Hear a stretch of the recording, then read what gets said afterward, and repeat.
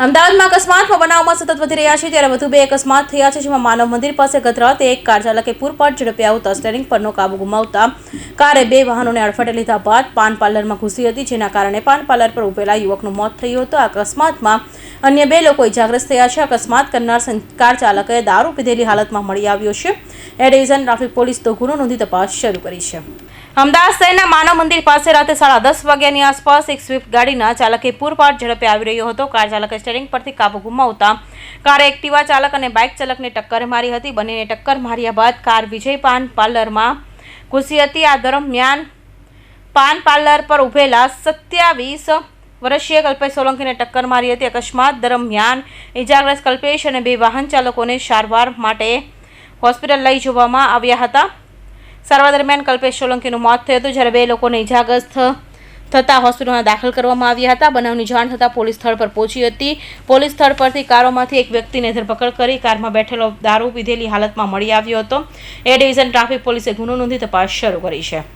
ત્યાં એક સ્વિફ્ટ કારના ચાલકે કાર બેદરકારીપૂર્વક અને ઝડપે હંકારી મોટરસાઇકલ ચાલક અને એક્ટિવા ચાલકને એક્સિડન્ટ કરેલો અને ત્યાં વિજય પાન પાર્લર નામની દુકાન છે, ત્યાં એક બીજા ઈસમ ઉભો હતો, કલ્પેશભાઈ લાલજીભાઈ સોલંકી, એમને પણ ટક્કર મારેલી અને એના કારણે કલ્પેશભાઈ લાલજીભાઈ સોલંકીનું મૃત્યુ હોસ્પિટલમાં સારવાર દરમિયાન થયું.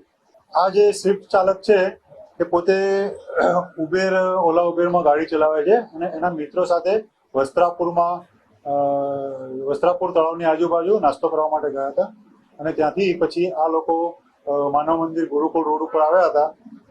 આ જે હાલ અત્યારે વાહન ચાલક છે એ ફરાર થઈ ગયેલો છે ત્યાંથી, અને ગાડીની અંદર બીજા 3 મિત્રો બેઠેલા હતા.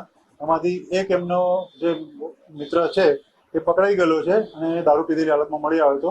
વસ્ત્રાપુર પોલીસ સ્ટેશનની અંદર એના વિરુદ્ધમાં પ્રોહિબિશનનો ગુનો નોંધવામાં આવ્યો. અન્ય એક બનાવમાં વૈષ્ણવીદેવી સર્કલ પાસે રહેતા પરેશ પાલિયા નામના આધેડ એક્ટિવા લઈને નોકરીથી રાતે પરત આવી રહ્યા હતા, ત્યારે 1:45 વાગે સોલા બ્રિજ પરથી ફોર્ચ્યુનર હોટલની સામે 4-વ્હીલર ટક્કરે મારી હતી, જેથી પરેશભાઈ નીચે પડી જતા તેમને સારવાર માટે હોસ્પિટલ ખસેડવામાં આવ્યા હતા. કાર ચાલકે નિશાનો ગાડી મૂકી અકસ્માત બાદ ફરાર થઈ ગયા હતા, જે મામલે SG1 ટ્રાફિક પોલીસે ગુનો નોંધી તપાસ શરૂ કરી છે.